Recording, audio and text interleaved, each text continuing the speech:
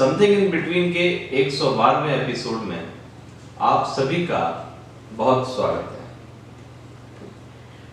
अभिनेता सुशांत सिंह राजपूत की मौत से मचे हंगामे से बाहर आते दिख रहे महाराष्ट्र में अब नए विवाद ने जन्म ले लिया है। देश में कोरोना से सर्वाधिक प्रभावित इस राज्य में भाजपा मंदिरों को खुलवाने के लिए अचानक आंदोलन पर उतर आई है। हद तब हो गई जब सूबे के राज्यपाल भगत सिंह कोश्यारी ने एक राजनीतिक एजेंट की तरह राज्य के मुख्यमंत्री उद्धव ठाकरे को पत्र लिखे, उनके हिंदुत्व की विचारधारा पर सवाल खड़ा किया।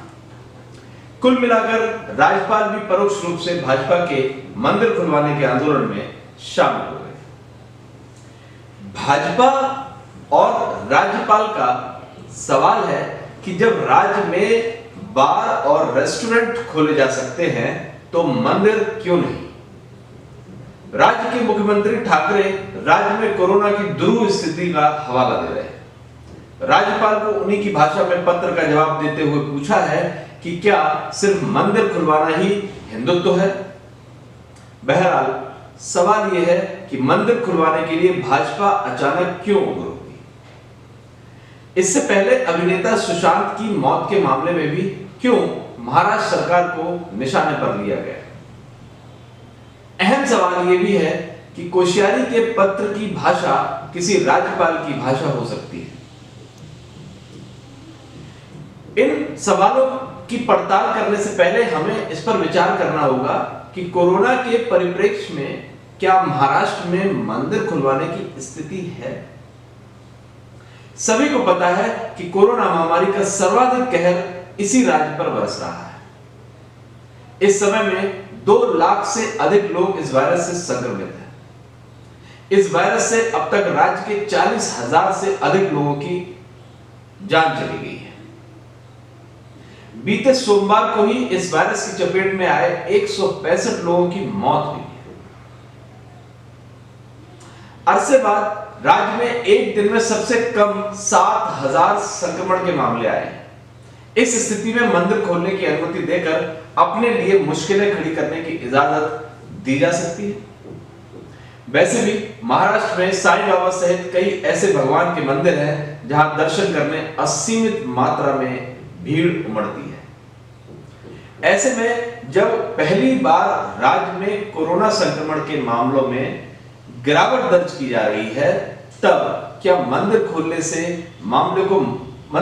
के मामले को मुद्दा बनाना चाहिए? हाँ, बार और शराब की दुकानें खोलने के फैसले पर सवाल उठ सकते हैं। हालांकि यह भी सच्चाई है कि लॉकडाउन के पहले चरण में देश के करीब सभी राज्यों ने केंद्र से शराब की दुकानें खोलने की इजाजत मांगी थी। हम इस पर शर्म कर सकते हैं कि प्रजातंत्र में कल्याणकारी राज्य की स्थापना की नींव शराब से होने वाली आय है, मगर यही सच्चाई है और हम इस सच्चाई से मुंह नहीं मोड़ सकते। अब जरा महाराष्ट्र में मंदिर खुलवाने के लिए आंदोलित भाजपा का दूसरा चेहरा देखिए। राजद शासित बिहार में वर्तमान में कोरोना के महज 10,000 मरीज बचे हैं। बीते दिन इस वायरस से महज 9 लोगों की मौत हुई है, मगर राज्य सरकार ने इसी हफ्ते शुरू हो रहे नवरात्रों में ढका हुआ पूजा पंडाल बनाने की अनुमति नहीं दी है। मेला लगाने की अनुमति नहीं है। देवी की मूर्तियों की ऊंचाई महज 4 फुट सीमित कर दी गई है। मंदिरों में सिर्फ पंडितों को पूजा अर्चना करने की इजाजत दी है। सवाल है कि राज्य की जदयू भाजपा की सरकार बिहार में उन्हीं मांगों का अनुसरण क्यों नहीं करती जो महाराष्ट्र में मांग रही है, वह भी तब जब महाराष्ट्र के मुकाबले बिहार में कोरोना संक्रमण के मामलों की संख्या कहीं ठहरती ही नहीं है। फिर बिहार में विधानसभा चुनाव के दौरान इतना एहतियात क्यों बढ़ता जा रहा है? बूथों की संख्या क्यों बढ़ाई गई है? अब सवाल भाजपा का बार बार महाराष्ट्र सरकार को निशाने पर लेने का है। पार्टी ने पहले अभिनेता सुशांत सिंह राजपूत की मौत के मामले में इसी प्रकार राज्य सरकार की घेरेबंदी की। मौत की जांच सीबीआई को दे दी। प्रवर्तन निदेशालय और एनसीबी को भी जांच के मोर्चे पर लगाया। तीनों ही मोर्चे पर कुछ हाथ नहीं लगने के बाद पार्टी ने अचानक मंदिरों का न खोलने का मुद्दा उठाया। दरअसल भाजपा को शिवसेना का राजग छोड़कर एनसीपी कांग्रेस के साथ सरकार बनाना रास नहीं आ रहा है। जाहिर तौर पर पार्टी की रणनीति शिवसेना से हिंदुत्व का मुद्दा झटक कर राज्य में खुद को हिंदुत्व का इकलौता झंडादार साबित करने का है। अब बात पूरे मामले में राज्यपाल कोश्यारी की भाषा पर करते हैं। कोश्यारी वही राज्यपाल हैं जिन्होंने सूरज उगने से पहले महज 2-4 लोगों की उपस्थिति में देवेंद्र फडणवीस को राजभवन में मुख्यमंत्री पद की शपथ दिला दी थी। पूरे मामले में उनकी भूमिका पर बात करने से पहले उनकी ओर से मुख्यमंत्री को लिखे पत्र की भाषा देखिए। उन्होंने मुख्यमंत्री को लिखा कि यह विडंबना है कि आपकी सरकार ने बार रेस्टोरेंट खोले मगर दूसरी तरफ देवी देवताओं का स्थल नहीं खोला गया। आप हिंदुत्व के मजबूत पक्षधर रहे हैं। आपने भगवान राम के लिए सार्वजनिक रूप से अपनी भक्ति व्यक्त की है।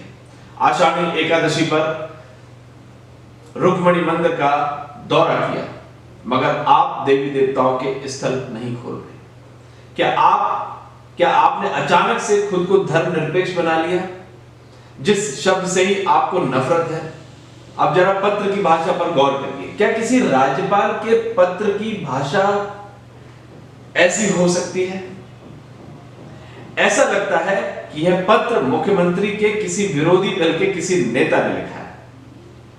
सवाल है कि राज्यपाल किसी मुख्यमंत्री की विचारधारा पर सवाल उठाने वाला या व्यक्त करने वाला कौन होता है? संविधान के मुताबिक राज्यपाल किसी भी राज्य में केंद्र का प्रतिनिधि है। उसकी जिम्मेदारी राज्य के घटनाक्रमों से केंद्र को अवगत कराना है। मगर यहां तो कोश्यारी सीधे सीधे राजनीति करने लगे। जाहिर तौर पर ऐसे कृत्यों पर देश भर में राज्यपालों की भूमिका पर सवाल उठ रहे हैं। कई बार राज्यपाल जैसे पद को ही खत्म करने की भी मांग हुई है। जहां तक महाराष्ट्र का सवाल है तो यह राज्य कोरोना महामारी के मोर्चे पर मुश्किलों से गुजर रहा है। 7 महीने बाद राज्य में हालात में सुधार के हल्के से संकेत मिलने शुरू हुए।